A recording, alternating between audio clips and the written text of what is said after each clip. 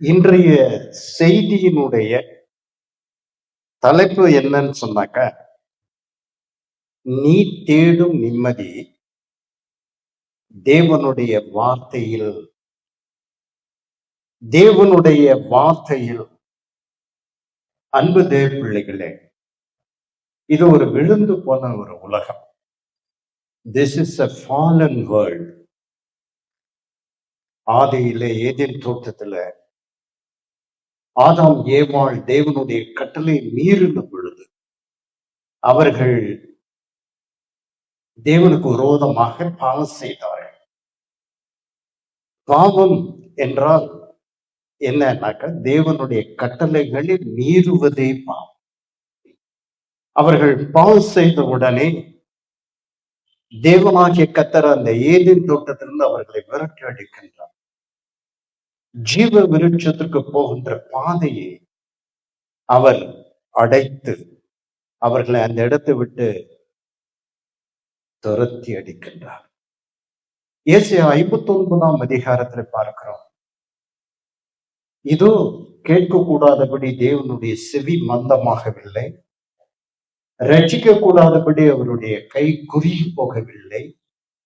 உங்களுடைய அக்கிரமங்களே உங்களுக்கும் அவருக்கும் இடையில ஒரு பெரிய ஒரு பிளவை ஏற்படுத்தியிருக்கிறது.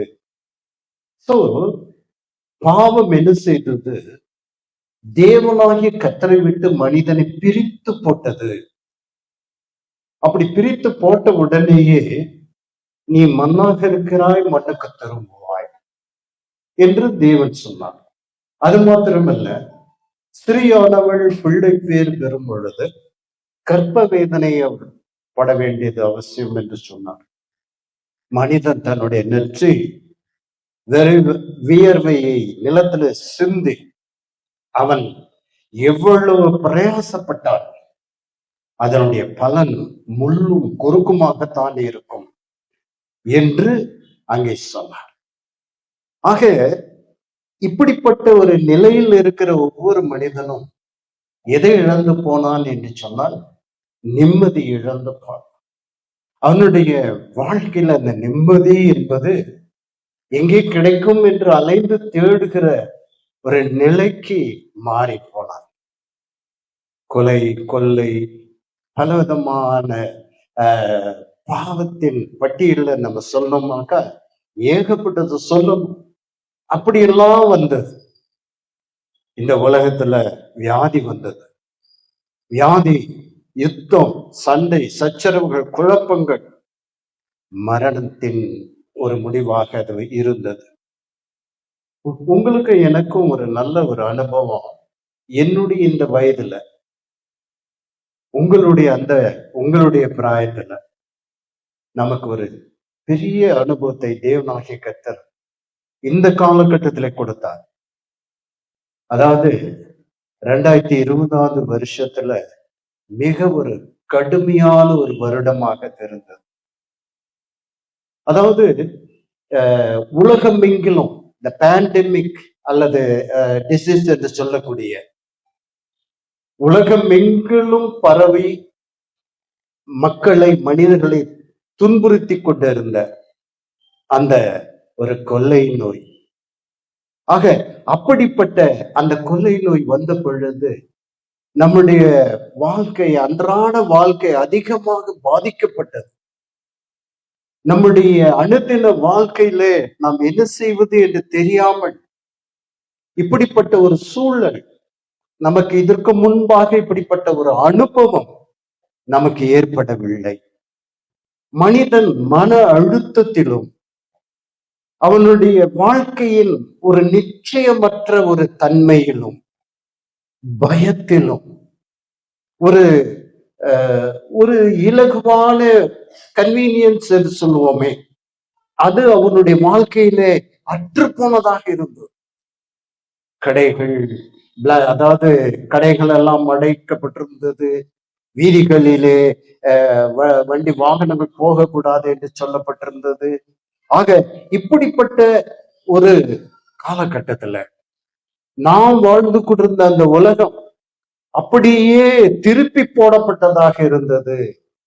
எங்க பார்த்தாலும் டாக்டர்ஸ், மருத்துவர்கள் எழும்பினார்கள். எங்க பார்த்தாலும் ஹாஸ்பிட்டல்ஸ், மருத்துவமனைகள் தோன்றியது. எங்க பார்த்தாலும் இதற்கான ரிசர்ச், ஆராய்ச்சி மையங்கள் இருந்தது. இப்படி மனிதன் இங்கிருந்து அங்க போவதும் அங்கிருந்து இங்க வருவதுமா, எப்படியாவது இதுல இருந்து நாம் தப்பி பிழைக்கலாம் என்று சொல்லி அவன் பிரயாசப்பட்டு கொண்டிருந்தான். இது ஒரு பயத்தோடும் அச்சத்தோடும் கூட இருக்கக்கூடிய ஒரு காலகட்டத்துல கிறிஸ்துவுக்குள் இருக்கின்ற ஒவ்வொரு பரிசுத்த தேவ பிள்ளைகளும் உண்மை உத்தமமான திருச்சபையிலே தங்களை ஒப்பு கொடுத்து சத்தியத்தின் அடித்தளத்துல தங்களுடைய விசுவாச வாழ்க்கையை அமைத்து கொண்ட ஒவ்வொருவருக்கும் ஒரு ஜீனியனான ஒரு சமாதானம், எல்லா புத்திக்கும் மேலான ஒரு சமாதானம் அவர்களை என்ன செய்தது என்று சொன்னால் அவர்களை ஆண்டு கொண்டிருந்தது. ஆக உலகம் கொடுக்கக்கூடாத ஒரு சமாதானத்தை அவர்கள் பெற்றவர்களாக இருந்தார்கள். இது எதன் மூலமாக சாத்தியப்பட்டது என்று சொன்னால் அது தேவன் அந்த சமாதானத்தை அவர்களுக்கு தந்தருளினார். அன்பு தேவ பிள்ளைகளே, இன்னும் நம்ம தெளிவா புரிந்து கொள்ள வேண்டும் என்று சொன்னால் பேதுருவை பற்றி பார்க்கிறோம். யோவான் 6ஆம் அதிகாரத்துல, இந்த யோவான் 6ஆம் அதிகாரத்துல அருள்நாதர் ஆண்டவர் இயேசு ஒரு உன்னதமான சத்தியத்தை அவர்களுக்கு போதித்துக் கொண்டிருக்கிறார். ஜீவாப்பன் நானே, வானத்திலிருந்து இறங்கி வந்தேன். ஒருவன் என் மாம்சத்தை புசித்தால் அவனுக்கு நித்திய வாழ்வு உண்டு.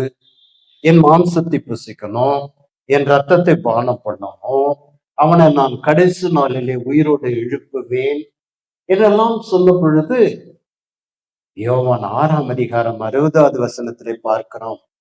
அநேகர் என்ன செய்தார்கள்? ஐயோ, இது கடினமான ஒரு உபதேசம் என்று சொல்லி அவரை விட்டு கடந்து போனார்கள். யோவான் 6ஆம் அதிகாரம் 67வது வசனத்துல அவர் கேட்கிறார், do you also want to go away? தம்மை பின்பற்றி வந்த அப்போஸ்தலர்களை பார்த்து என்ன கேட்கிறார் என்று சொன்னார், do you also want to go away? நீங்களும் போய்விட மனதாய் இருக்கிறீர்களோ? அப்பொழுது பேதுரு ஒரு அருமையான காரியத்தை சொல்லுகிறார். என்ன சொன்னார்? ஆண்டவரே, நாங்கள் யார் இடத்திற்கு போவோம்? உம்மிடத்தில் நித்திய ஜீவனுக்குரிய வசனங்கள் உம்மிடத்தில் உண்டே.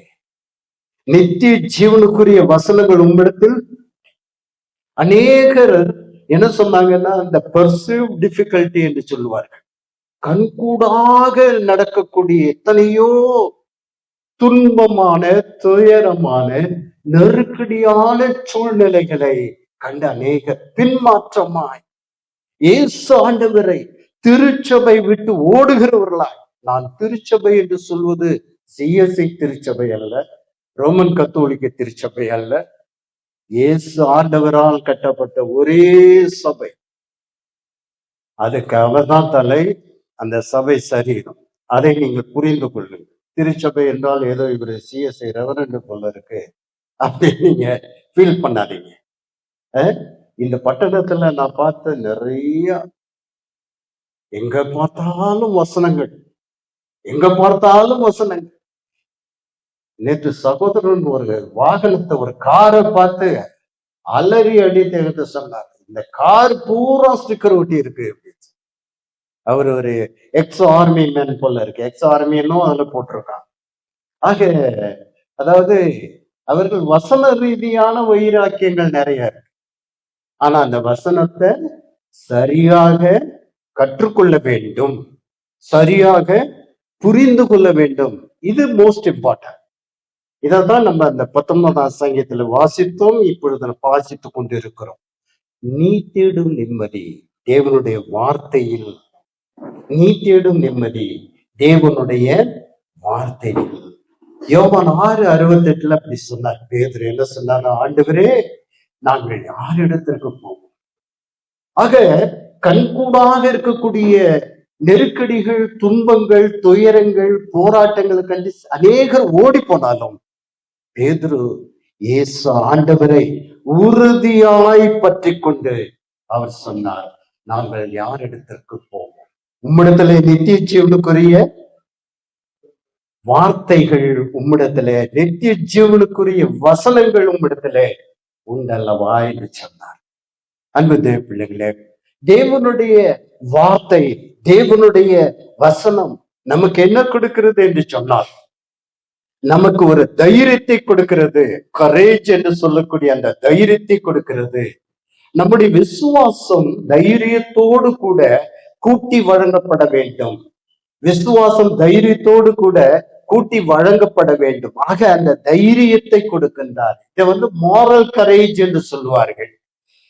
மற்ற தைரியம் எல்லாம் இருக்கக்கூடாது. நான் தைரியமா பாரு மேல மாடி 4 மாடி இருந்து கீழே குதிக்க போறேன்னு குதிச்சாருன்னா அவருக்கு என்ன, மாவு கட்டுதான் போடணும் இல்லையா? மாடி இருந்து குதிக்கிறேன்னா அது எல்லாம் இல்லை. தைரியம்னா என்ன? இயேசு ஆண்டவரை பற்றி போதிக்க அருமையான தம்பி சியோன்ராஜ் சொல்லுவாரு, பிரதரும் நானும் அப்படியே போவோம், கடைக்கு போய் அங்க கடையில இருக்கிறவங்க சத்தியத்தை சொல்லுவோம். ஆக வெட்கப்படாத தேவனுடைய ஊழியர்களாக இருந்ததுனாலதான் இன்னும் நீங்க எல்லாம் நிலைத்து நிற்கிறீர்கள். ஆக அந்த கரேஜ் நமக்கு வேண்டும், அந்த மாரல் கரேஜ் நமக்கு வேண்டும். அது மாத்திரம் போதாது. ஸ்ட்ரென்த், சரீர ஸ்ட்ரென்த் அல்ல, உடல் வலிமை பற்றி இங்க பேசல. நமக்கு ஒரு ஆத்மீக பலம் வேண்டும். ஒரு ஆவிக்குரிய காரியங்களிலே நமக்கு ஒரு நல்ல ஒரு பலன் தேவை. ஆக அதை நம்ம எப்போ தேவை? இந்த கரேஜும் இந்த ஸ்ட்ரென்த்தும் நமக்கு எப்பொழுது தேவை என்றால், நம்முடைய கடினமான சூழ்நிலைகள் வரும் பொழுது நமக்கு இவைகள் தேவை. ஒரு 3 காரியங்களை உங்களோடு நான் பகிர்ந்து கொள்கிறேன் இந்த கர்த்தருடைய நாளில. முதலாவதாக, பரிசுத்த வேதாகமம் எனக்கு தேவனுடைய பிரசன்னத்தை உறுதிப்படுத்துகிறது. The presence of God. The Bible affirms God's presence. தேவனுடைய பிரசன்னம் உங்களோடும் என்னோடும் கூட இருக்கிறது என்பதை உறுதிப்படுத்துகிறது. எது? தேவனுடைய வசனம். ஏசாயா 41ஆம் அதிகாரம் 10வது வசனத்தை தயவு செய்து வாசிக்க கேட்போம்.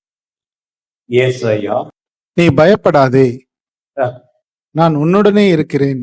பயப்படாதே, fear not, for I am with you. நீ பயப்படாதே, நான் உன்னோடு இருக்கிறேன். வாசிங்க பிரதர். திகையாதே, நான் உன் தேவன். Be not dismayed. திகையாதே, கலங்காதே, பதறாதே, டென்ஷன் ஆகாதே. இப்படி என்ன வேணாலும் அதுல செய்திட்டே போலாம். நான் உன்னை பலப்படுத்தி உனக்கு சகாயம் பண்ணுவேன். உனக்கு சகாயம் பண்ணுவேன். வாசிங்க பிரதர். என் நீதியின் வலது கரத்தினால் உன்னை தாங்குவேன். என்ன சொல்றாரு? நான் உன்னோடு கூட இருக்கிறேன், உன்னை பலப்படுத்துவேன். நீ திகைக்க வேண்டாம், நீ பதற வேண்டாம், நீ பயப்பட வேண்டாம். மத்தேயு எழுதின சுவிசேஷம் 28ஆம் அதிகாரம் 19-20 அருள்நாதர் ஆண்டவர் இயேசு என்ன சொன்னார்? இதோ உலகத்தின் முடிவு பரியந்தம் சகல நாட்களிலும் உங்களோடு கூட நான் இருக்கிறேன், உங்களோடு கூட இருக்கிறேன். அதாவது நம்முடைய தேவன் நம்மை விட்டு அப்படியே ரொம்ப தூரத்துல இருக்கிறவர் அல்ல. சிலர் இந்த உலகத்துல இமயமலைக்கு போறோம், அங்க போய் ஏதோ ஒரு குகைக்குள்ள போறான். ஏன்னா அவர்கள் நம்புகிற, அவர் இங்கிருந்து ரொம்ப பல ஆயிரக்கணக்கான மைல்களுக்கு அப்பாலே எங்கேயோ ஒரு குகைக்குள்ள உட்கார்ந்துட்டு இருக்காரு. ஆனா நம்முடைய தேவனை நம்ம அப்படி தேட வேண்டியது இல்லை. அவர்கள் எப்போதும் என்ன செய்யறாங்க? அதே போல நம்முடைய தேவன் நம்முடைய வேண்டுதலுக்கும் நம்முடைய விண்ணப்பத்திற்கும் செவி கொடுக்கறதுக்கு அவருக்கு நேரம் இல்லாம வேற அலுவல்களிலே ஈடுபடுகிறவரும் அல்ல. வேற ஏதாவது அலுவல்கள் உங்களுக்கு புரியும் நினைக்கிறேன் நான் சொல்றது. புரியல அப்படின்னா பழைய ஏற்பாட்டுல எலியாவை எடுத்துக்கங்க. கர்மேல் பர்வதத்துல அவர் பாகால் தீர்க்கதரிசிகளோடு கூட ஒரு சவால் விடுகிறார் இல்லையா? எத்தனை தீர்க்கதரிசிகள்? 400. எஸ். ஆக இவர் ஒரு single person. He was a spokesman of true God. உண்மையுள்ள தேவனுக்கு ஒரு சாட்சியிடுகிற, அவரை பற்றி உச்சரிக்கிற ஒரு உண்மையான ஒரு நபராக அவர் நின்று சவால் விடுகிறார். அந்த சவால் என்ன? ஒரு பலி செலுத்தக்கூடிய ஒரு மிருகத்தை கொண்டு வந்து அது கண்டம் துண்டமா வெட்டி அந்த பலிபீடத்துல வைத்து ஒரு குடங்குடமா தண்ணி ஊத்தி அதை ஈரப்படுத்தி அப்புறம் என்ன செய்யணும்னாக்க கடவுளை வேண்டும். இந்த முதல்ல எலியா சொல்றாரு, உங்க கடவுளை எல்லாம் வேண்டுங்க. ஏன்னா நீங்க நிறைய பேர் இருக்கீங்க. எத்தனை பேர் இருக்கீங்க? 400 பேருக்கு மேல இருக்கீங்க. நான் ஒருத்தன் தான் இருக்கேன். சரி, நீங்க முதல்ல ஆரம்பிங்க. அவங்க கூப்பிடுறாங்க, வேண்டுறாங்க. காலை இருந்து மதியானம் ஆன உடனே அவங்களுக்கா என்ன ஆச்சுன்னாக்கா உடம்பெல்லாம் கீறிக்கிறான், உடம்ப தன்னை வருத்திக்கிறான். எலியா சொல்றாரு, உங்க கடவுள் ஏதாவது வேலையா எங்கேயாவது போயிருப்பாரு, இன்னும் சத்தமா கூப்பிடு, இன்னும் சத்தமா கூப்பிடு.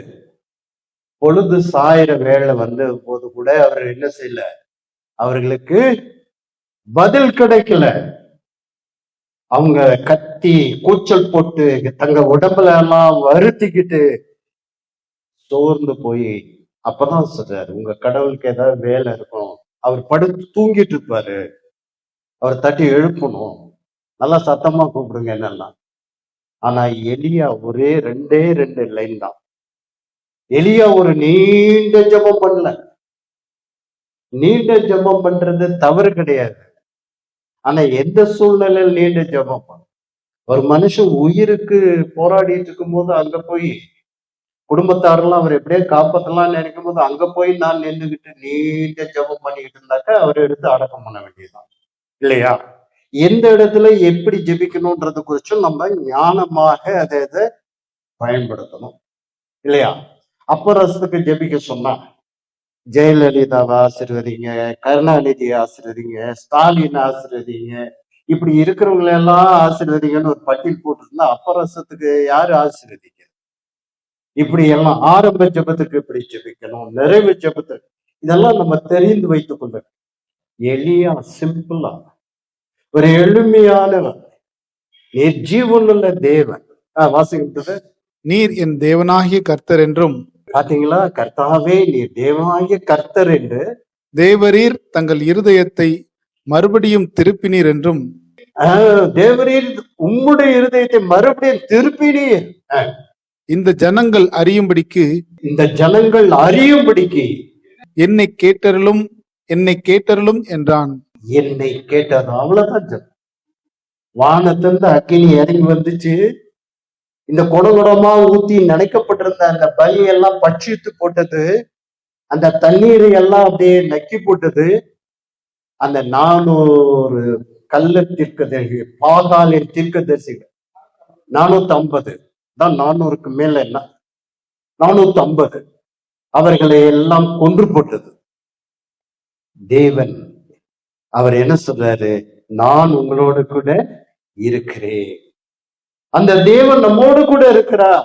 நமக்கு செவி கொடுக்கிற தேவன் நம்மோடு கூட இருக்கிறார். அவருடைய பிரசன்னத்தை நாம் என்ன செய்யணும்? உணரணும். ஒரு அருமையான பாட்டு ஒருத்தர் ஒரு காலத்துல பாடிக்கிட்டு இருந்தார். இயேசு என்னை கைவிட மாட்டார், இயேசு என்னை கைவிட மாட்டார். கடும் புயல் வரையணும், பெரும் காற்று வீசணும், தூத்துக்குடிக்கு பாடணும்னா பெரும் வெள்ளம் வந்தாலும், தண்ணி எல்லாம் எல்லாத்தையும் அரிசி மூட்டையெல்லாம் அடிச்சு குமிச்சு வச்சாலும் அவர் என்னை என்ன டிவியில பார்த்தேன், அரிசி மூட்டையெல்லாம் நினைச்சு குமிச்சு வச்சிருந்தாங்க. அதை சொல்றேன். நான் இங்க அந்த காலகட்டத்துல வரல, அதுக்கு முன்னாடிதான் வந்துட்டோம். ஆக அவர் என்னை கைவிட மாட்டார். அவருடைய அன்பு அப்படிப்பட்ட ஒரு அன்பு. ஆகவே அவர் நம்மோடு கூட இருக்கிறார். வேதத்துல தானியேல் 3ஆம் அதிகாரத்துல பார்க்கிறோம். 3 எபிரேய வாலிபர்கள், ஒருத்தர் பேரு சாத்ராக், இன்னொருத்தர் பேர் என்ன, மேஷாக், ஆபேத்நேகோ. இந்த 3 பேரும் அங்க ஒரு நல்ல பொறுப்புல அவங்களுக்கு, ஏன்னா அவங்களுடைய அறிவு, அவங்களுடைய ஆற்றலை பார்த்து அங்க என்ன செய்தார் என்றால், அந்த ராஜா அவர்களுக்கு ஒரு பதவி கொடுக்கிறார். ஆனாலும் இந்த கல்தேயர்கள் என்ன செஞ்சாங்க, அவங்க மேல ஒரு பொறாமைப்பட்டு, ராஜாவே இவங்க நீ வணங்குற கடவுள்களை பத்தி அவங்க நினைக்க மாட்டேங்கிறாங்க, எருசலேமில் இருக்கிற ஜீவனுள்ள தேவனை தான் அவங்க தொழுது கொள்கிறார்கள், ஆகவே நீ இதை எப்படி விடக்கூடாது என்று சொல்லி அவங்கள தட்டி தட்டி கொடுத்த உடனே ராஜா ஒரு பொன்னால் செய்யப்பட்ட ஒரு சிலையை செஞ்சு அதை என்ன பண்ணாருனாக்கா, நாதசுரம், கிண்ணறம், இப்படி இசைக்கருவிகள், சுரம் மண்டலம், அது இது எல்லாத்தையும் வச்சு அதை வாசிக்கும் போது இவன் என்ன செய்யணும், அதை தாழ விழுந்து பணிந்து கொள்ளணும். அப்படி பணிந்து கொள்ளாதவர்களுக்கு என்ன தண்டனை தெரியுமா, அக்னி சூளையில கொண்டு போய் போடப்படணும். இவங்க போய் சொல்றாங்க, நீ இப்படி கட்டளை கொடுத்திருந்தோம், அவர்கள் என்ன செய்யல, இந்த பொற்சிலை வணங்கல, உங்களுடைய கட்டளைக்கு கீழ்ப்படியில, அதனால நீங்க அவங்களுக்கு கொடுக்க வேண்டிய தண்டனை கொடுக்கணும்னு சொல்லி சொன்ன உடனே ராஜா என்ன பண்ணாருன்னா, சூளையை 7 மடங்கு அனல் உள்ளதா ஆக்குங்க பண்ணிட்டார். எத்தனை மடங்கு? 7 மடங்கு. ஆக அவர்களை பிடித்து என்ன செஞ்சாங்க, அந்த 8வது வசனத்துல இருந்து நீங்க வாசித்து பார்த்தாக்கா 26 வரையிலும் அததான் வருது. வீட்டுக்கு போய் வாசித்து பாருங்க, இப்போ வாசிக்குவேன். அதான் நான் சொல்லிக்கிட்டு இருக்கேன். செவி கொடுத்து கேட்டீர்கள் என்றாலே போதும். ஆக அவர்களை பிடித்து என்ன செஞ்சாங்கன்னா, அந்த சூளையில போட்டாங்க. சூளையில் போட்டவர்கள் கருகி போயிட்டான். இவங்களை கொண்டு போய் தூக்கிட்டு போய் சூளையில போட்டோம் பாருங்க. அதுக்கு முன்னாடி அவங்க சொன்ன ஒரு வார்த்தை வாசிக்கலாமா? 16, 17, 18. சாத்ராக், மேஷாக், ஆபேத்நேகோ என்பவர்கள் ராஜாவை நோக்கி, நேபுகாத் நேச்சாரே சொல்றாங்க, நேபுகாத் நேச்சாரே, நீ பாபிலோன் சாம்ராஜ்யம் தான் ஒரு பேரரசாக அந்த காலகட்டத்தில் இருந்திருக்கலாம் ஐயா. வாசிங்க. நேபுகாத் நேச்சாரே, இந்த காரியத்தை குறித்து உமக்கு உத்தரவு சொல்ல எங்களுக்கு அவசியமில்லை. இந்த காரியத்தை குறிச்செல்லாம் தேவையில்லாதெல்லாம் பேசுறதுக்கு எங்களுக்கு தேவையில்லையா, அவசியம் இல்லை.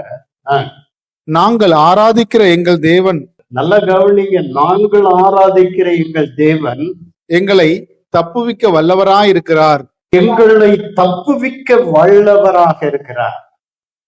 வாசிங்க. அவர் எரிகிற அக்கினி சூளைக்கும், அவர் எரிகிற அக்னி சூளைக்கும் ராஜாவாகிய உம்முடைய கைக்கும் நீங்களாக்கி விடுவிப்பார். ராஜாவாகிய உம்முடைய கைக்கும் நீங்களாக்கி எங்களை விடுவிப்பார். அடுத்த இது வசனத்தை பாருங்க, வார்த்தைய. விடுவிக்காமல் போனாலும், விடுவிக்காமல் போனாலும் நீ நிறுத்திருக்கிற பொருட்கள் என்ன செய்ய மாட்டோம், வணங்க மாட்டோம். யோபு சொல்றாரு, என்னை கொன்று போட்டாலும் என் உத்தமத்தை கைவிடேன், என் வழிகளை உமக்கு முன்பாக ரூபாகாரம் படுத்துகிறேன். நீ என்னை கொன்று போட்டாலும் பரவாயில்ல, ஆனா என்னுடைய விசுவாசம், என்னுடைய பரிசுத்தம், என்னுடைய நீதி ஒருபோதும் தவறாது. நம்ம இருப்போமா? நம்ம ஞாயிற்றுக்கிழமை கிறிஸ்தவர்ல மாத்திரம்தான் இருக்கும். திங்கட்கிழமை போனோன்னு பார்த்தா தான் தெரியும் நம்ம எப்படி போனோம் இல்லையா? டேனியல் திருச்சியில் கேட்டீங்கன்னா தான் தெரியும். தூத்துக்குடியில் ஐயா தாராளமா கேளுங்க. 45 வருஷமா நான் ஊழியம் செய்தேன். நிச்சயமா எல்லார் இடத்துலயும் எல்லா மக்களுக்கும் தெரியும். நான் சும்மா ஒரு உதாரணத்துக்காக சொல்றேன், நான் அப்படி இருக்க மாட்டேன். நீ கொன்று போட்டாலும் பரவாயில்லை, என்னுடைய விசுவாச அந்த வாழ்க்கையிலிருந்து நான் தவற மாட்டேன் என்ற உறுதிப்பாடு நம்மிடத்துல கண்டிப்பா இருக்கும். 3 பேரையும் பிடித்து போட்டார்கள். போட்ட உடனே ராஜா பாக்குறான், 4வது ஒரு நபர் அவர்களோடு கூட உலாவிக் கொண்டு இருக்கிறார்கள். இந்த பிரெயின் பூங்கால எல்லாம் எப்படி பிரெயின் பூங்கால போனோம்னா எல்லாம் போன உடனே ஓடு ஐயோ அப்படி போவாங்களா, இல்ல மெதுவா அப்படியே நடந்து ஜாலியா நடப்பாங்க? பூங்கால எப்படி நடப்பாங்க? எதை பத்தியும் கவலைப்படாம சுண்டலை வாங்கி சாப்பிட்டுட்டு வேற அங்க என்ன இருக்குதோ எல்லாத்தையும் அப்படிதானே போவாங்க. அது போல அவர்கள் உலாவை கொண்டிருக்கும் போது 4வது நபர் ராஜா பதறி போய், நம்ம போட்டது எத்தனை பேரு? 3 பேர். 4வது ஒருத்தர் பாக்குறேன். 25, 26 வாசி. இதோ 4 பேர் விடுதலையாய் 4 பேர் விடுதலையாய் அக்னியின் நடுவிலே உலா வருகிறதை காண்கிறேன். வாசிங்க 20. அவர்களுக்கு ஒரு சேதமும் இல்லை. ஒரு சேதம் இல்லையா? அவங்க அப்படியே நெருப்புல போட்டா, சூளையில போட்டா ஃபர்னிஷ். சூளைன்றது அடுப்புல, உங்களுக்கெல்லாம் தெரியும் இல்லையா? ரைட். இந்த இரும்பெல்லாம் காஸ்டிங் பண்ணி அதை அப்படியே அடிச்சுடு வாய்ச்சு இது பண்ணுவாங்க இல்லையா? திருச்சிராப்பள்ளியில பெல்னு ஒண்ணு இருக்கு, பாரத் ஹெவி எலக்ட்ரிகல்ஸ் லிமிடெட். அதுல இந்த ஒரு நாள் ஓபன் பண்ணி எல்லாரையும் அனுமதிப்பாங்க. ஓஎஃப்டிலும் அப்படி இருக்குல்ல பிரகாஷ்? முன்ன இருந்தது, இப்ப இல்ல. முன்ன இருந்ததும் இப்ப இல்லைன்றாரு. நான் என்ன பழைய ஆள் தானே, நானே அந்த காலத்தால. சரி, அப்ப போய் அந்த ஃபர்னஸ் எல்லாம் பார்க்கும்போது அவ்வளவு பக்கத்துலயே போக முடியாது. ரொம்ப தூரத்துல இருந்தே நமக்கு என்ன அடிக்கும்? அனல் அடிக்கும். ரொம்ப தொலைவில் இருந்தே நமக்கு அந்த சூடு அடிக்கும். அவர்களுக்கு ஒரு சேதமும் ஆகல. வாசிங்க.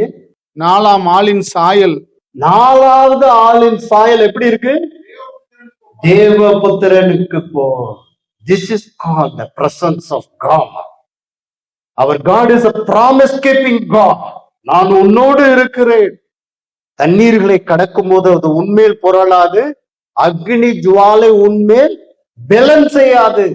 ஏசாயா 43 அதிகாரத்துல 1-4 வரையில வாசித்து பாத்தீங்கன்னா தெரியும். பயப்படாதே, திகையாதே, யாக்கோபே, உன்னை நான் தெரிந்து கொண்டேன். நீ எனக்கு சொந்தமானது, நீ எனக்கு சொந்தமான அப்படின்ட்டு 26வது வசனத்துல சொல்றாரு. தானியேல் 3:26.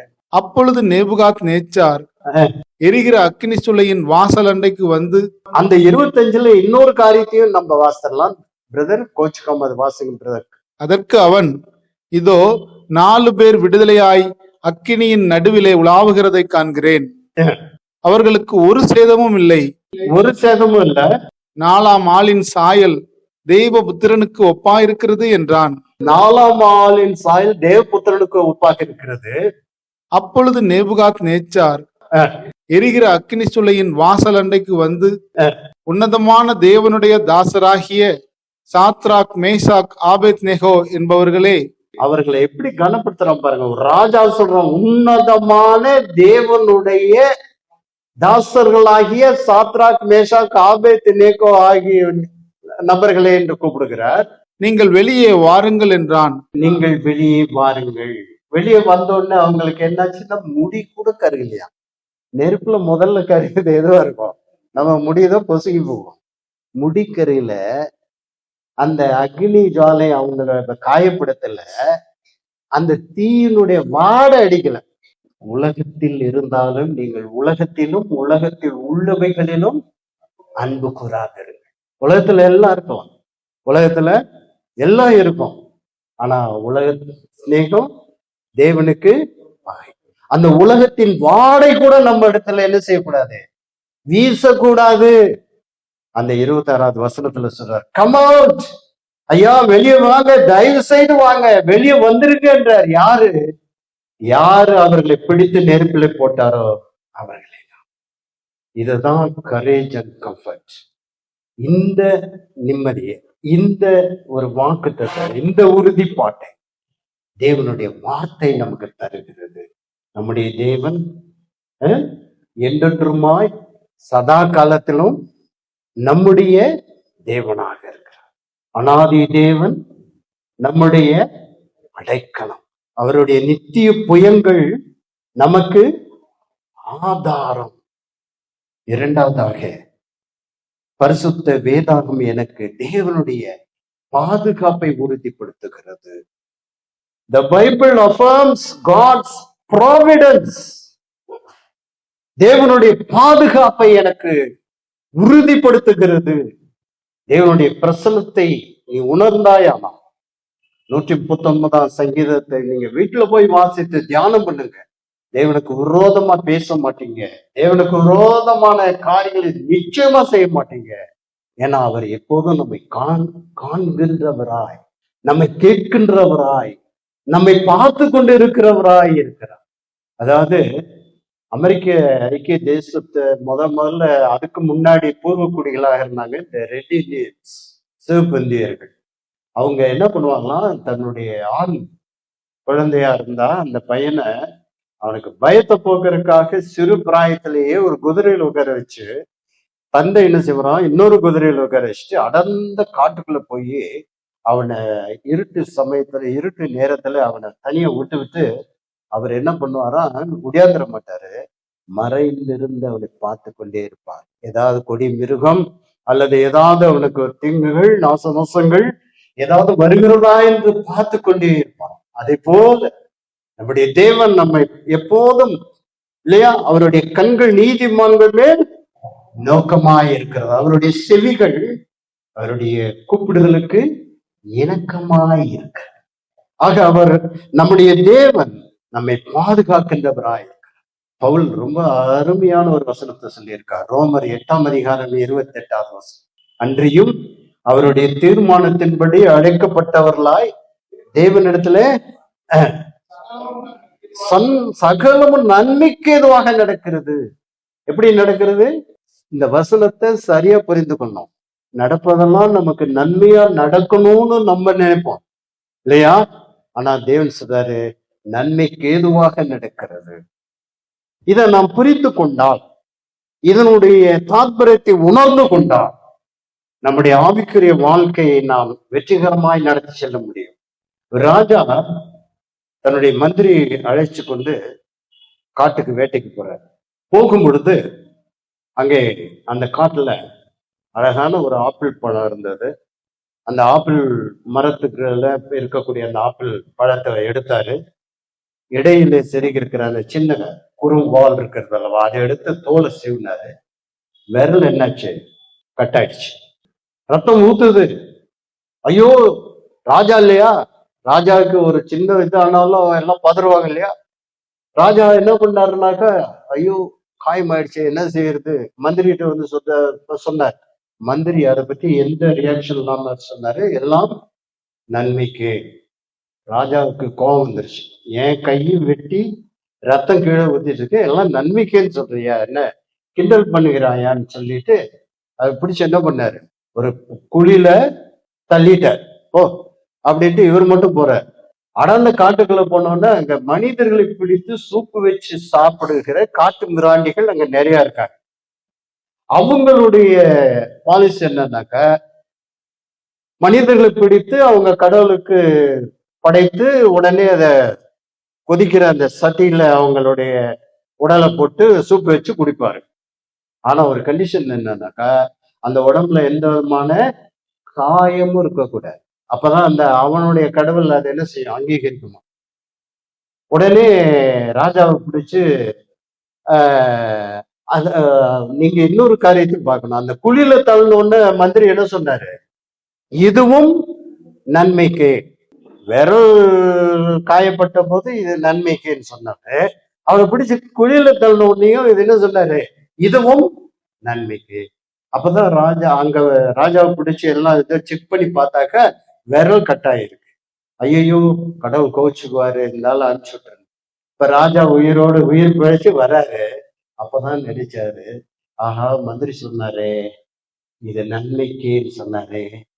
இப்போ மந்திரி கூட வந்திருந்தா என்ன இருப்பாரு, சூப்பு தான் ஆயிருப்பாரு. ஏன்னா அவர் உடம்புல இல்ல ஒன்னும்.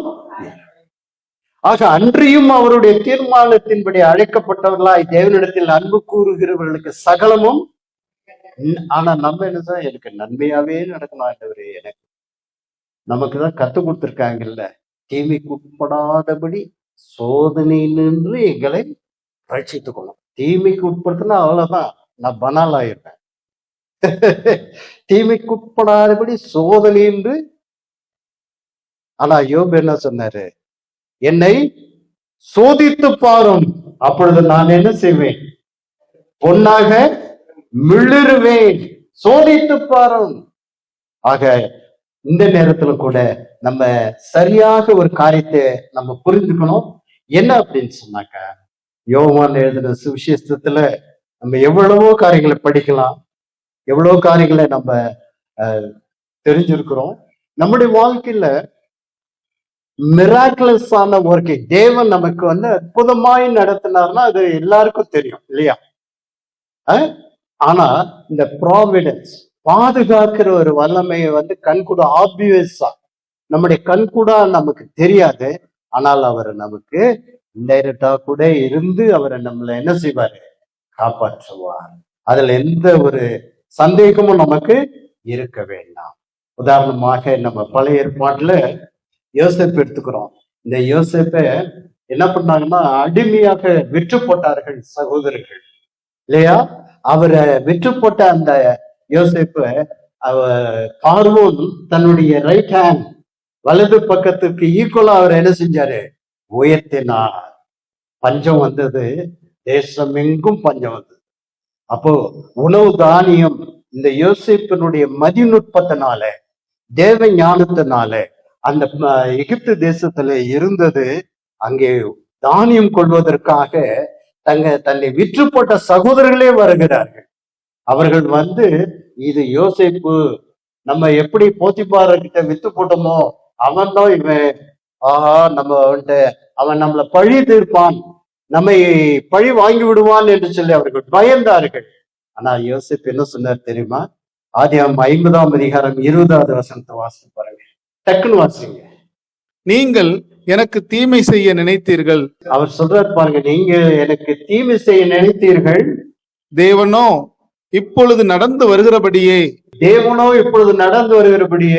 வெகு ஜனங்களை உயிரோடே காக்கும்படிக்கு அதை நன்மையாக முடிய பண்ணினார். நன்மையாக யாருக்கு தெரியும்?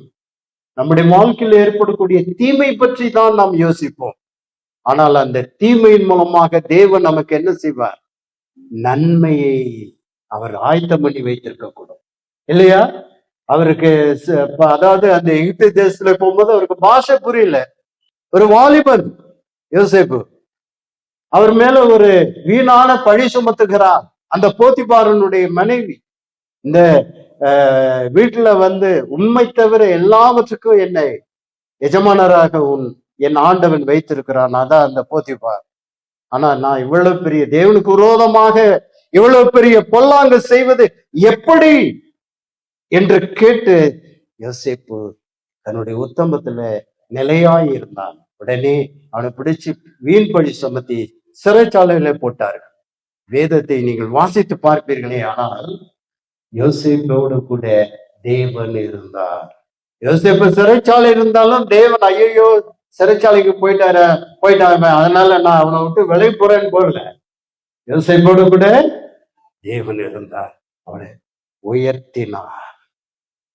ஆக அன்பு தேவ பிள்ளைகளே, இதை நீங்க சரியா புரிந்துக்கணும். எஸ்தரை பார்க்கணும். எஸ்தர் 2ஆம் அதிகாரம் 17வது வசனம். பெர்சியா தேசத்தினுடைய மகாராணியாக அந்த அடிமை ஸ்திரீ, அந்த சிறு பெண் உயர்த்தப்படுகிறார். இப்ப மொர்தெகாய் ஆகிய அந்த எஸ்தருடைய சித்தப்பா கேட்கிறாரு, வாசிக்க எஸ்தர் 2:17. ராஜா சகல ஸ்திரீகளை பார்க்கிலும் எஸ்தர் மேல் அன்பு வைத்தான். சகல கன்னிகைகளை பார்க்கிலும் அவளுக்கு அவன் சமூகத்தில் அதிக தயையும் பட்சமும் கிடைத்தது. ஆகையால் அவன் ராஜ கிரீடத்தை அவள் சிரசின் மேல் வைத்து, இப்போ பெர்சியா தேசத்தினுடைய பாபிலோன் சாம்ராஜ்யம், அடுத்தது பெர்சியா சாம்ராஜ்யம், அடுத்ததுதான் கிரேக்க சாம்ராஜ்யம், அடுத்ததுதான் ரோம சாம்ராஜ்யம். தானியேல் கண்ட சொப்பனத்துல அந்த பொற்சிலை தலை, மார்பு பகுதி இல்லையா, இதெல்லாம் உங்களுக்கு தெரிஞ்சிருக்கும், சொல்லியிருப்பாரு. அதெல்லாம் சொல்லிட்டு இருந்தோம்னா ரொம்ப நேரம் ஆயிடும். ரைட், நான் கடந்து போகிறேன். அதாவது மொர்தெகாய் சொல்றாரு, யாருக்கு தெரியும்? எஸ்தர்கிட்ட சொல்றாரு. எஸ்தர் ஒரு எப்படி இது போய் ராஜா சமூகத்துல இந்த யூதர்களுக்காக பரிந்து பேசுவது என்று சொல்லி அவ ஒரு சிறு பெண் தானே, பயந்து இருந்த பொழுது மொர்தெகாய் சொல்றாரு, யூதர்களுக்கு ஒரு மேன்மை கிடைக்கும்படி தேவன் உனக்கு இந்த உயர்ந்த ஒரு பொசிஷனை கொடுத்திருக்கிறார்.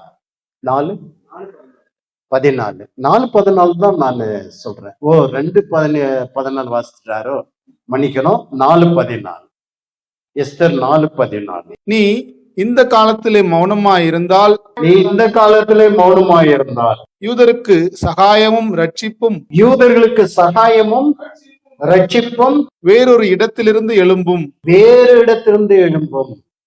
அப்ப அந்த யூதர்களுடைய இரத்தப்பழி தேவன் உன்னிடத்தில் உன் குடும்பத்தாரிடத்தில் கேட்பார்னு சொல்லி இது பண்ணோன்னே, எல்லாரிடக்கும் நீங்க உபவாசத்தை அறிவிங்க, நானும் உபவாசம் இருக்கிறேன்.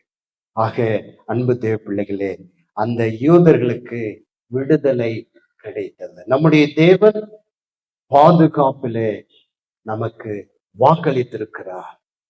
நான் உன்னோடு கூட இருந்து உனக்கு பாதுகாப்பு தருவேன். உன் தலையில் இருக்கிற முடியெல்லாம் என்ன செய்யப்பட்டிருக்கு? எண்ணப்பட்டிருக்கு. என்னுடைய சித்தம் இல்லாம ஒரு முடி கூட கீழே விழாது. இன்னும் ஒரு உதாரணத்தை பார்க்கலாம். பார்த்து நம்ம கடைசி செல்வோம், நேரம் ஆயிட்டே இருக்கு. உபாகமம் புஸ்தகம் 16:16 சொல்லப்பட்டிருக்கிற ஒரு காரியம் என்னன்னு பாருங்க. அதாவது இந்த இஸ்ரவேல் ஜனங்கள் வருஷத்துக்கு 3 முறை பண்டிகை அவர்கள் சிறப்பா கொண்டாடுவார். ஒண்ணு கூடார பண்டிகை, இன்னொன்று என்ன பண்டிகை? வாரங்களின் பண்டிகை, மூன்றாவது புளிப்பில்லாத அப்ப பண்டிகை. ஆக இந்த 3 பண்டிகையிலும் அவர்கள் என்ன செய்வாங்கன்னாக்கா, உன்னுடைய ஆண் மக்கள் எல்லாம் எங்க போகணும்? எருசலேமுக்கு போகணும். ஆண் மக்கள் என்று சொன்னால் ஜவான்கள், யுத்தத்துல நிற்கக்கூடிய யுத்த ஒரு வீரர்கள், அவங்கெல்லாம் போகணும். அப்படி போகும் பொழுது இந்த இஸ்ரவேல் மக்களுடைய பலம் குன்றி போய், அதான் எல்லாரும் அங்க போயிட்டாங்களா? எங்க போயிட்டாங்க? திருச்செந்தூருக்கு போயிட்டாங்களா? இல்ல அந்த கேரளால ஒண்ணு இருக்கு, அங்க போயிட்டாங்களா? எங்கம்மா போனாங்க? எருசலேமுக்கு போயிட்டாங்க. இப்ப யாரும் இல்ல இல்லையா? இப்ப இந்த நல்ல தருணம், வல்னரபிள் என்ற ஒரு ஆங்கில பதம், பலவீனம். அவர்கள் பலவீனமான ஒரு சூழல்ல இருக்கிறார்கள். இப்ப என்ன செய்யலாம்? இஸ்ரவேல் தேசத்தினுடைய எதிரிகள் அவர்களை தாக்கலாம். ஆனால் நம்முடைய தேவன் பாதுகாக்கின்ற தேவன். யாத்திரம் 34 அதிகாரம் 24வது வசனத்தை வாசித்து பாருங்க. 23, 24. வருஷத்தில் 3 தரம் வருஷத்தில் 3 தரம் உங்கள் ஆண் மக்கள் எல்லாரும் இஸ்ரவேலின் தேவனாயிருக்கிற கர்த்தராகிய ஆண்டவரின் சந்நிதியில் வரக்கடவர்கள். நான் புறஜாதிகளை உங்கள் முன்னின்று துரத்திவிட்டு, இப்ப என்ன செய்வேன்னா, அவர்களை உங்கள் முன்னின்று நான் துரத்தி விட்டுருவேன். உங்கள் எல்லைகளை விஸ்தாரமாக்குவேன். உங்கள் எல்லைகளை நான் என்ன செய்வேன்? விஸ்தாரப்படுத்துவேன். வருஷத்தில் 3 தரம் உங்கள் தேவனாகிய கர்த்தருடைய சந்நிதிக்கு முன்பாக காணப்பட போயிருக்கும் போது ஒருவரும் உங்கள் தேசத்தை இச்சிப்பதில்லை. ஒருவனும் உங்கள் தேசத்தை என்ன செய்யறதில்லை? இச்சிப்பதில்லை. What a tremendous God our God is. யோசித்து பாருங்க. இது நீங்க நம்புறீங்களா? விசுவாசிக்கிறீங்களா? இல்ல ஏதோ கதை கேட்டு போற போறீங்களா? நம்புங்க ஐயா, நம்புங்க. தேவனுடைய வார்த்தை அதுல ஒரு உறுப்பாகவும் மாறாது, ஒரு இதாவது மாறாது. அவர் வாக்கு தத்தம் செய்த தேவன், வாக்கு மாறாத தேவன். ஆக இந்த உறுதிப்பாடு நமக்கு என்ன தருகிறது? எபிரேயர் 6 அதிகாரம் 19வது வசனத்தை பார்க்கிறோம். நம்முடைய ஆத்துமாவுக்கு அது நங்கூரமாயிருக்கிறது. 2 மாறாத விசேஷத்துல ஆணையிட்டு கொடுத்தாராம்.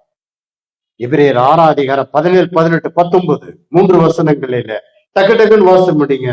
அடுத்த லாஸ்ட் பாயிண்ட் நான் சுருக்கமா சொல்லி நான் நிறைவு செய்கிறேன். மனுஷர் தங்களிலும் பெரியவர் பேரில் ஆணையிடுவார்கள். உறுதி பண்ணும்படிக்கு ஆணையிடுதலே சகல விவாதத்திற்கும் முடிவு.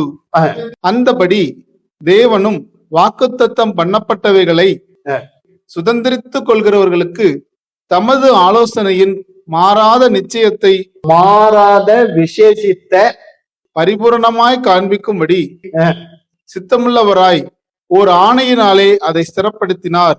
அவர் ஆணை, எஸ், நமக்கு முன் வைக்கப்பட்ட நம்பிக்கையை பற்றி கொள்ளும்படி, நமக்கு முன் வைக்கப்பட்டிருக்கிற அந்த நம்பிக்கை நம்ம உறுதியை பற்றி கொள்ள வேண்டும். அந்த மாறாத விசேஷம் என்னன்னாக்கா தேவனுடைய வார்த்தை, தேவனுடைய வசனம். அதுதான் நம்முடைய ஆத்மாவை உயிர்ப்பிக்க வல்லமையுடையது. நம்மை பேதமை தன்மையை ஆவிக்குரிய புரிந்து கொள்ளாமை நம்மிடத்துல ஆவிக்குரிய ஒரு பேதமை தன்மை மாற்றி நமக்கு அறிவை உணர்த்துகிறது. அப்படிப்பட்ட இந்த தேவன் நம்முடைய 19வது வசனத்தை வாசித்து நிறைவு செய்ய அந்த வசனம், அந்த நம்பிக்கை நமக்கு நிலையும் உறுதியும், அந்த நம்பிக்கை நமக்கு நிலையும் உறுதியும் திரைக்குள்ளாக போகிறதுமான ஆத்தும நங்கூரமுமாய் இருக்கிறது. ஆத்தும நங்கூரமாய் இருக்கிறது. உங்களுக்கு 54வது பாட்டுல நம்ம பாடும்போது நான் நினைச்சுக்கிட்டேன், இந்த பாட்டு இந்த ஊருக்கு பாடலாம். ஏன்? அதுல என்ன வருது? ஒரு வரி என்ன வருதுன்னே தெரியலையா? ஏதோ பாடிட்டோம், அப்புறம் அதை மூடிட்டோம், அதோட முடிஞ்சு போச்சா? இதுவரை அதெல்லாம் பாடணும். அதுல 2வது சரணத்துல என்ன வருது? அது கடலை பத்தி வருது பாருங்க.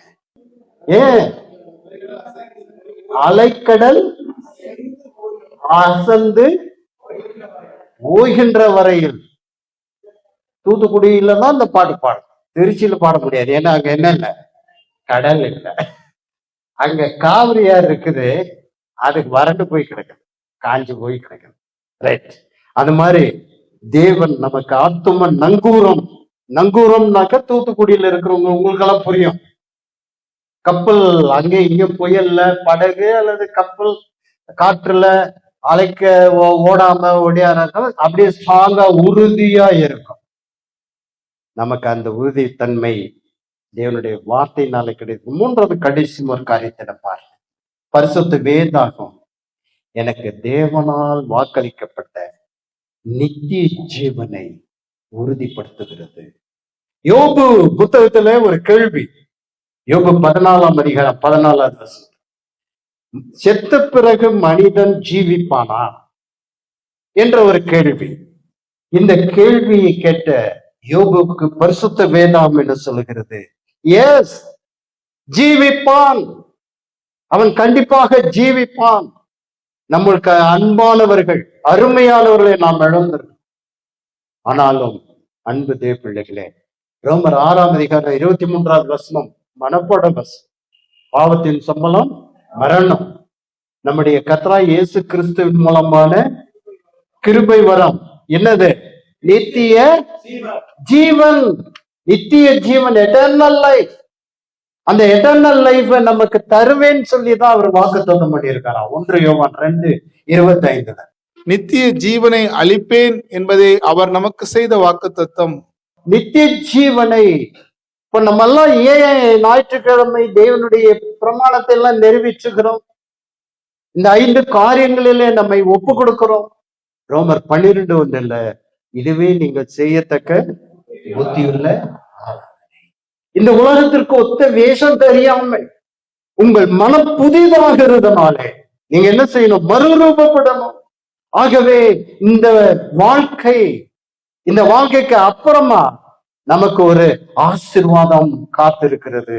வெளிப்படுத்தின விசேஷம் 21:4 வாசிங்க, என்ன சொல்லப்பட்டிருக்கிறது? அவர்களுடைய கண்ணீர் யாவையும் தேவன் துடைப்பார். தேவன் என்ன செய்வார்? கண்ணீர். இப்ப யாராவது அழுதுகிட்டு இருக்கீங்களா? உங்க கண்ணீரை துடைக்கிறதுக்கு ஆள் இல்லையா? தாவீது கூட அழுதுருக்காரு. அவர் பெரிய ராஜா தான்.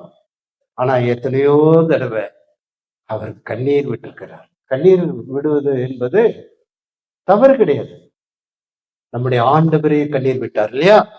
தாவீது கண்ணீர் விட்டார். ஏன்? ஒரு முறை தாவீது வெறுங்காலா ஓடுறாரு மலைக்கு. சொந்த மகன் அப்சலோம் தாவீதை கொலை பண்றதுக்கு தேடுறான். இப்படி தன்னுடைய நாட்டுல தன்னுடைய குடும்பத்துல தாவீதுக்கு இருந்த பிரச்சனைகள் ஏறாம. ஆக அப்படிப்பட்ட தாவீது கண்ணீர் சிந்திருக்கிறார். அதனாலதான் ஒரு சங்கீதத்துல ஒண்ணு சொல்றாரு, கர்த்தாவே என்னுடைய கண்ணீரை உம்முடைய துருத்தியிலே வை. Keep my tears in the bottle. என்னுடைய கண்ணீரை பிடித்து ஒரு இதுல அடைச்சு வைங்க அப்படின்னு சொல்ற. ஆக அந்த கண்ணீரை தேவன் துடைப்பார். வாசிங்க பிரதர். அவர்களுடைய கண்ணீர் யாவையும் தேவன் துடைப்பார். தேவன் துடைப்பார். இனி மரணமும் இல்லை. அங்க என்ன இல்ல? What a fantastic situation. மரணம் இல்லை. இப்ப நாங்க வரும்போது எங்களுக்கு முன்னாடி ஒரு பாடிய ஏத்திட்டு ஒரு வண்டி போகுது, அடக்கத்துக்கு போகுது. ஒருத்தரையும் காணும். அந்த வண்டியில இருக்கிற அந்த பாடி மட்டும்தான் போகும். பின்பற்றி போவதற்கு யாருமே. What a great tragedy. எவ்வளவு ஒரு சகமான மனசு அப்படியே எனக்கு இதாயிடுச்சு. ஒருத்தரையும் காணும். அவன் அந்த வேன்ல அந்த அடக்கத்துக்கு கொண்டு போற அந்த வண்டி, அந்த வண்டியில அந்த பாடி கொண்டு மரணம். எவ்வளவு ஒரு கொடூரமான ஒரு காரியம். கடைசியில யாருமே இல்லாதமும் போறாங்க. அப்படியே இப்போ சமீபத்துல இந்த நடிகருங்க இவங்களுக்கெல்லாம் பாத்தீங்கன்னா அப்படியே குமியும், அரசியல் தலைவர்களுக்கெல்லாம். ஆனா அவெல்லாம் கடைசியில லாசர் மாதிரி இந்த ஏழை மக்கள் ஆபிரகாம் மண்டிக்கும் இப்ப இங்க ஜெயின்னு இருக்கிறவன் அரசியல் தலைவனா இருக்கலாம், நடிகரா இருக்கலாம், நடிகையா இருக்கலாம், எல்லாம் எங்க போவாங்க? பாதாளத்துக்கு தான் கண்டிப்பாக போவார்கள். ஆக அவர்கள் கண்ணீரை துடைப்பார். அங்கே மரணம் இல்லை, துக்கமும் இல்லை, துக்கமும் இல்லை, அலறுதலும் இல்லை, அலறுதலும் இல்லை, வருத்தமும் இல்லை, வருத்தமும் இல்லை. முந்தினவைகள் ஒளிந்து போயின என்று விளம்பினது. முந்தினவைகள் ஒழிந்து போயின. எல்லாம் இது சாத்தியப்படுமா என்ற ஒரு கேள்வி உங்களுடைய உள்ளத்துல சந்தேகத்தை எழுப்பினால் எரேமியா 32ஆம் அதிகாரம் 27வது வசனத்தை வாசிங்க. 32:27. இதோ நான் மாம்சமான யாவருக்கும் தேவனாகிய கர்த்தர், என்னாலே செய்யக்கூடாத அதிசயமான காரியம் ஒன்றுண்டோ? என்னாலே செய்யக்கூடாத.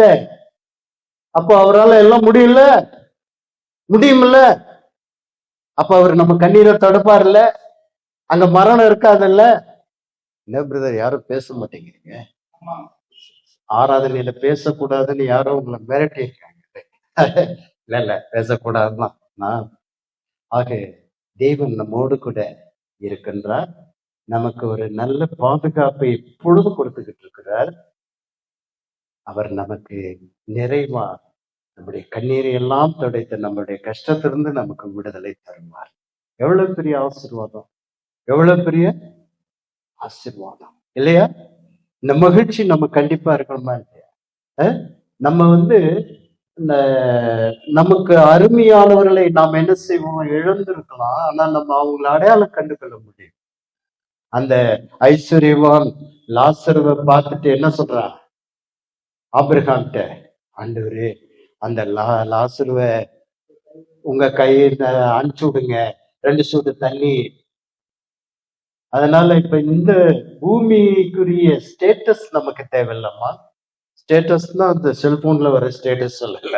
நம்முடைய தகுதி நமக்கு தேவையில்லை. ஒருவேளை நிறைய பணக்காரர்கள் நிறைய அப்படி இருக்கலாம், இப்படி இருக்கலாம், ஏழைகள் எளியவர்களாக இருக்கலாம். ஆனா நமக்கு ஒரு வாக்குத்தத்தம் இருக்கிறது. அந்த வாக்குத்தத்தத்தில் அவர் உண்மை உள்ள தேவன். அவர் நம்மை ஒருபோதும் என்ன செய்ய மாட்டார்? கைவிட மாட்டார். சிங்க குட்டிகள் தாழ்ச்சடைந்து பட்டினி கிடக்கும். கர்த்தரை தேடுகிறவர்களுக்கோ ஒரு நன்மை குறைவிடாது. கண்களை மூடி நாம் ஜெபிக்கலாம். நல்ல பிதாவே, நன்றியோடு ஸ்தோத்திரிக்கிறோம்.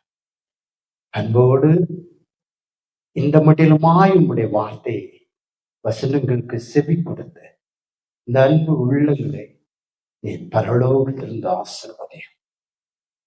நல்ல நிலத்தில் விழுந்த விதை மாத்திரமே 100, 60, 30 பலன் கொடுத்தது. ஒவ்வொரு இருதையும் நல்ல நிலமாக ஆயத்தப்படுத்தப்பட்டதாக இருக்கிறார். சத்தியத்தை நாங்கள் சரியாய் புரிந்து கொண்டு அதற்கேற்ப எங்களுடைய வாழ்க்கை நாங்கள் இந்த காலகட்டத்தில் ஒப்பு கொடுக்க வேண்டிய அவசியமும் அவசரமும் எங்களுக்கு உண்டு. இந்த நேரத்திலும் அருமையான இந்த பிராந்திய சபையாரை ஆசீர்வதிங்க. அவர்களுக்கு ஏற்பட்டு இருக்கக்கூடிய பேரிழப்பு உமக்கு அறிந்த ஒன்றுதான். இந்த ஸ்தல ஊழியர் அவர்களோடு இல்லை, ஆனாலும் நீர் இவர்களுக்கு நல்ல மேய்ப்பரார். 23ஆம் சங்கீதத்தை எப்பொழுது இவர்கள் தியானித்துக் கொண்டிருக்கிறது. கர்த்தரின் மேய்ப்பராக இருக்கிறார், நான் தாழ்ச்சி அடையேன். அவர் என்னை புல்லுள்ள இடங்களிலும் அமர்ந்த தண்ணீர்கள் அண்டையிலும் கொண்டு போய் விடுகிறவர் அவராக இருக்கிறார். மரண இருளின் பள்ளத்தாக்கிலே நாங்கள் நடந்தால் தேவரீர் எங்களோடு கூட இருக்கிறேன். உமது கோலம் உமது தடியும் எங்களை தேற்றக்கூடியதான் இருப்பதற்காக நன்றி. மக்களை ஆசீர்வதிங்க. இயேசுவின் மகத்துவமுள்ள நாமத்தில் நன்றியோடு ஜெபிக்கிறோம். எங்கள் ஜெபம் கேட்டார்களும் நல்ல பிதாவே.